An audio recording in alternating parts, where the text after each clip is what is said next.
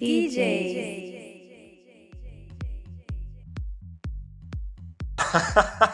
Ah, je me souviens d'une histoire. Mais chut, faut pas le dire.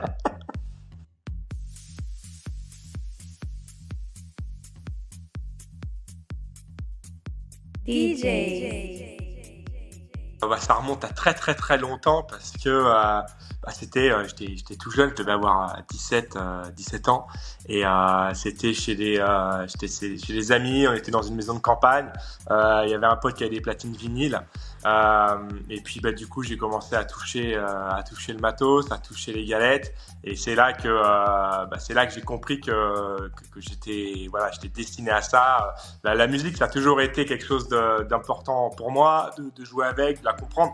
Mais là, tu vois, le fait de pouvoir mixer avec, toucher les potards, etc., avoir la sensation de ce vinyle sur les mains, c'est là où, ouais, c'est le premier set, il était comme ça, entre copains. DJ. Gros set Tech House, tout ça, tu vois, ça coupe bien, on est là. Et puis il y a toujours des énergumènes.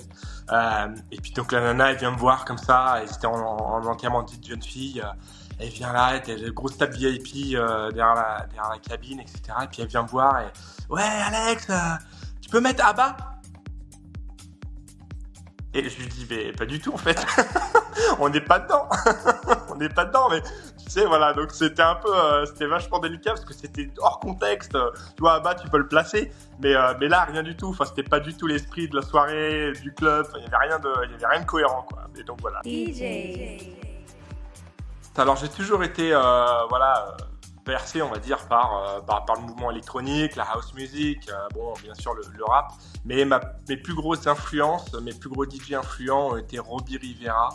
Je me souviens d'un album Funkatron qui était excellent. Robbie Rivera, Green Velvet, et puis David Guetta, parce que David Guetta, c'est quelqu'un qui a su faire évoluer la scène électronique, qu'on aime, qu'on n'aime pas. Mais voilà, David Guetta reste quelqu'un pour moi d'assez imposant. DJ. Je suis un grand timide. Je suis timide et pas très sûr de moi. Voilà. Donc ça c'est un petit peu ma face cachée. Dès que je mets le costume d'Alex Ortega, ça va mieux, mais sinon dans la vie privée, etc., je suis un petit peu plus réservé. DJ. Je pense que c'est au milieu du set me laisser sa culotte et avec son numéro de téléphone. DJ. Je suis plutôt nightclub parce que j'aime cette proximité avec le public, sentir les vibes, les entendre, etc. Le sound system, les lights, les effets spéciaux, ils sont présents. Alors en festival, ils y sont, mais comme c'est plus open, t'as moins cette sensation. Après, ce qui est intéressant en festival, c'est toute cette foule et voir ce mouvement de foule. Ça, c'est waouh, ça booste vraiment. Mais je dirais plus nightclub. DJ. Non, franchement, les requests. Les requests. Au pire, les requests, tu peux les manager, etc. Les gens bourrés, c'est tellement dangereux. DJ. Tomorrowland. DJ. Ah, la plage, la beach, le soleil, la chaleur, non, la beach. DJ.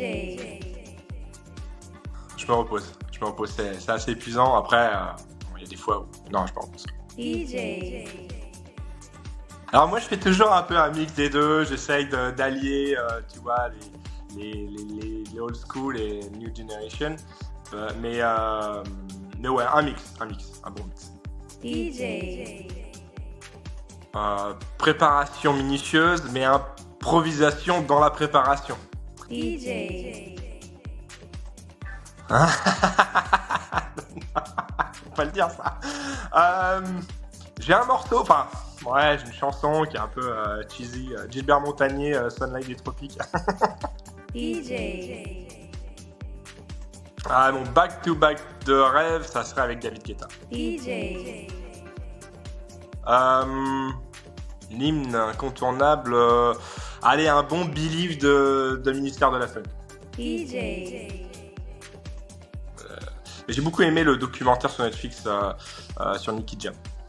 DJ. Michael Jackson.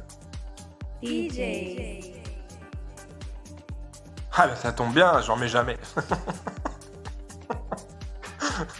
Non, j'en mets pas. DJ.